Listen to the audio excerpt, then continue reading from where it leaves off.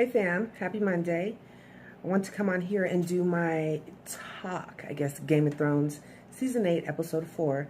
No, I didn't actually cover the last episode because it was the big war and you just have to be watching and know what's going on, okay? Anyway, so this episode begins with basically they have all the people, who died during the battle, basically, and they have them, they're about to burn everybody, but they have them all laid out, and they're showing, gotta make sure it's going, they're showing, it was an emotional moment, y'all. I cried. Okay, so there we see Daenerys is crying over her Sir Jorah. We see Sansa, and she's crying over Theon. And when they show Lyanna Mormont, that's the part that got me. The young queen, the badass one that killed the giant. Oh, that hurt, y'all. Anyway, Jon steps up and he speaks like a king. He's basically saying goodbye. You need to honor these people. It's because of their sacrifice, that we're able to be here. He acts kingly. Let me say that. He inspires people while he's saying goodbye to the others. And from there, they end up burning everybody. And it's this huge black smoke that takes off. And I can't imagine what that smelled like, y'all. It had to be horrific. Okay, so from there, we see everyone is, in the dining room, huge dining room. They're eating, they're drinking, they're celebrating, basically, because they did win the war. Excuse me, sorry. Woo. Okay, you see Tormund. He's trying to holler at Brienne. Tormund, the redhead guy, the one that kills me because he wants Brienne so bad, that fool. He tries to holler at her, and she shuts it down. But at the same time, as she walks away, you see Jaime sort of step in and cock block because he was headed to go get her. And so Jaime actually ends up going after her, and Tormund is butthurt for like 5 seconds till this other chick walks up and is like, I'm not afraid of you. And he ends up taking off with her. Anyway, from there, we see Gangred stand up, and he's trying to walk by. He's actually trying to go look for Arya. And Daenerys stops him, and she's asking him about who he is. And she names him Lord of Storm's End, basically. She gave him a huge promotion in life, pretty much, with this move. But you can't help but notice this is like a calculated move. Like, what's she trying to get out of this? Hello, we see you, Daenerys. We know you up to something. We see Sansa also looking at Daenerys, probably thinking exactly what we're thinking right now. Sansa ain't here for it. She gets up and walks away. It's literally like she's not trying to be involved in this fuckery, okay? Let me see. Then you see all the men there sort of surrounding Jon, and they're praising him, basically, about flying on the dragon, about the warrior he is. They're sort of hailing him. He was the king of the north. And you see Daenerys threatened. You see her. You know that in this moment she knows she'll never be accepted, especially in this area, the way that Jon is. She will not. And you just see her uncomfortable. So then we see Sansa actually sits down, and she has a whole conversation with the Hound. Sits right across from him at the table. And it's a significant conversation because if you remember way back in season 1, she couldn't even look at the Hound. Like, that's how uncomfortable she was with his appearance, his burnt up face, and she was just a little girl. He even calls her Little Bird. But it's crazy to see the turnaround there. So let me see. Gangred, who has now been pronounced the Lord, he goes and he finds Arya. And he basically tells her the good fortune that he's just come upon, basically. And she's like, oh my gosh, I'm happy for you. And he kisses her, it's sweet. But then he proposes. He gets down on his knee and he's like, I want you to be the lady, my kingdom, blah, blah, blah. And I knew Arya was not, no. And she's like, whoever does end up being your lady is an extremely lucky woman. She's like, but I'm no lady. I'm not, that's not me. And hello, we know Arya, and she's a badass fighter. She's not trying to stay home and clean or something. I don't know. So, see, from there, Jaime and Brienne. So Brienne actually left. She went to her room, and Jaime ends up following shortly thereafter. He's got wine with them. And I called this a while ago, y'all, because there's always been chemistry between these two, okay? So they end up doing it. And it's funny because at that moment, you know, they're taking clothes off or whatever, and he's like, I've never slept with a knight before. And she's like, I've never slept with anyone before. That's right, y'all. Brienne was a whole virgin. I'm happy for my girl. I'm like, that's definitely something she wanted. She wanted him, and she got him. And go Brienne. All right, so let me see. Daenerys, you see her enter a room that Jon's in, and she walks up to him, and she's kissing him. And all I'm thinking is, okay, now y'all know. Y'all know now. That's Auntie, and y'all kissing. Okay, so this is like a passionate kiss. He's kissing her back, but then he pulls away. It's literally like it started to seep in. And at that point, she's telling him, I wish you never told me. You know, I would actually be happy in this moment right here if you'd never told me this. And he's like, it's the truth. You needed to know. And Daenerys is a little pathetic right in this moment, okay? Because she's literally asking him to swear that he will keep this information a secret. Don't tell anybody. And she's like, if this gets out, there's no way that I'm going to be accepted as a queen of the Seven Kingdoms, blah, blah, blah. And she doesn't want him to tell anyone. And it's like a punk bitch move. I don't even know what else to say to Daenerys. I don't. The truth should be out there. And if you're truly meant to be queen, then you will be, okay? But if you're only concerned about yourself, this is the way to go. I'm not comfortable with what I see Daenerys doing right now and what it looks like she's becoming. Like, I love the girl. Like, I've been riding for her since she stepped into this, and she did what she had to do, and she was a strong, badass woman. But I'm like, this is ugly. Ugly. Okay, so, let me see. Then we see Sansa. Okay, so they're all gathered, and they're trying to decide exactly their plan of action to go after Cersei to take the throne.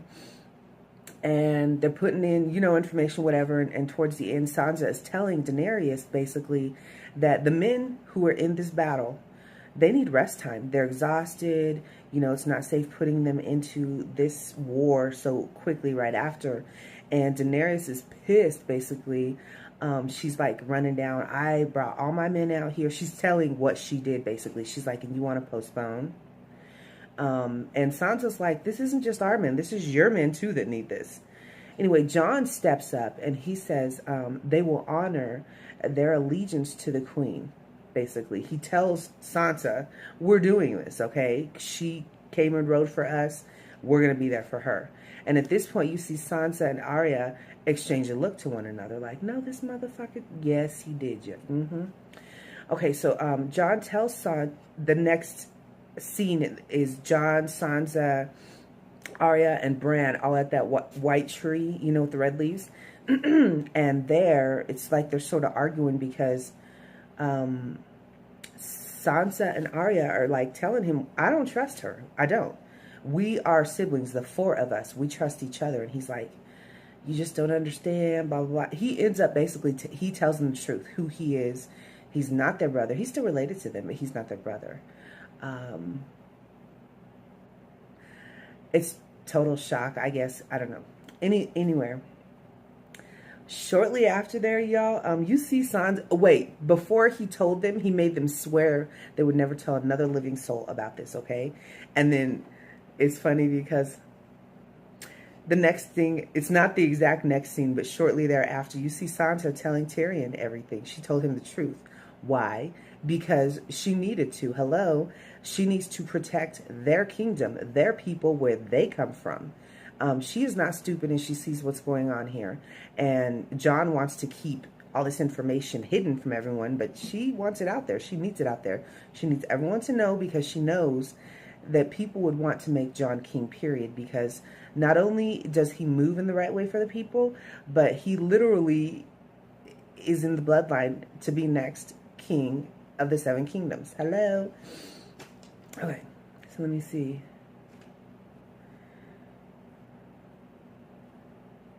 All right, then we see the Hound basically on his horse. He's about to take a trip, and here comes Arya. She once again ends up joining him to travel. That's a significant part here. Then we see Sam and Gully basically tell Jon that they're pregnant. So Sam's best friend Gully, the big guy, him and his girl are pregnant. And they basically tell him, if we're having a boy, we're going to name him Jon. And Jon's like, I hope you have a girl. It's a sweet moment because everyone's starting to leave, make their way to where they're going.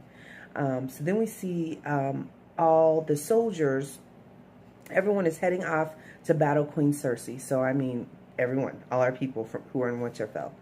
Okay, and let me see. We see Grey Worm and Missandei making little goo-goo eyes at each other on the ship because they're sailing with everyone else on the ship to go attack Cersei, basically.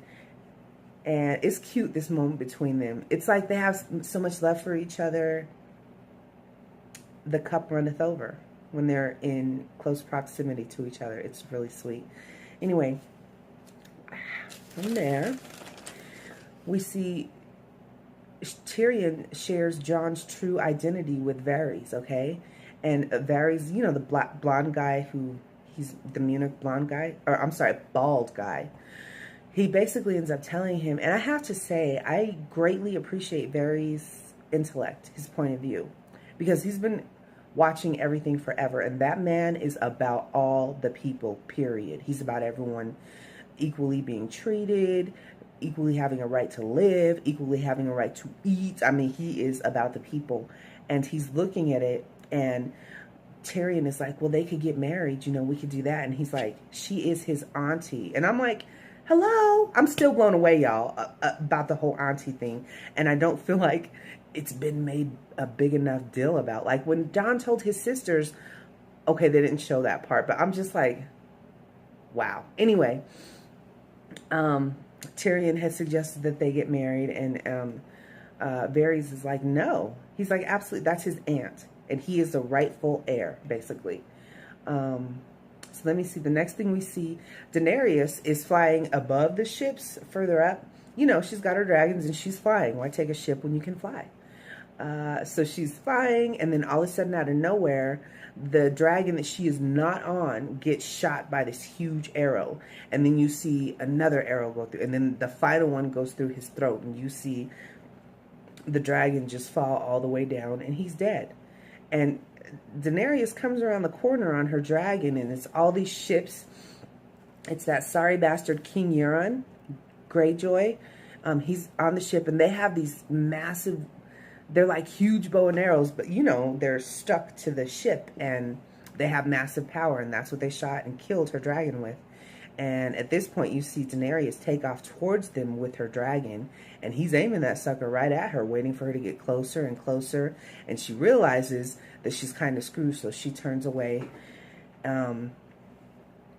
saves herself with the dragon. And then we see King Euron. I don't even want to call him king, y'all. He is such a douchebag. We see Euron. He then attacks the ship that Grey Worm and all the other people are on, and their attack is highly successful because these huge bow and arrows they have are powerful. So that ship ends up going down, and you see everybody ending up having to swim, you know, to land to get out of dying, basically. And at this point, that's when they realize that Missandei is gone. Euron had got his hands on her, and he's taken her as a hostage, basically. So let me see. The next thing you do see here, there's a point where Cersei is with Euron, and if you remember that they fucked the last episode, episode before last, they've been sleeping together, and she tells him that she's pregnant with his child, and he's like really happy, okay? All right, let me see. So from there, we see Cersei on the wall. Her and all her men, including Euron, she has Messiah up front. They're on her wall, and they all have these huge arrows. The same ones that were attached to the ship are completely covering that wall that they're on outside of their castle. And then we see all of our people from Winterfell, Daenerys, Jon, we see all of our people down there, and they're sort of, it's just like this face-off moment, whatever. Tyrion walks up to the wall, and you see him sort of trying to plead.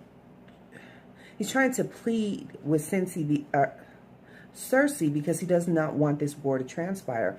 He's basically giving her an opportunity here to save her people because he doesn't want the people of this town to be hurt by the war that's about to pop off.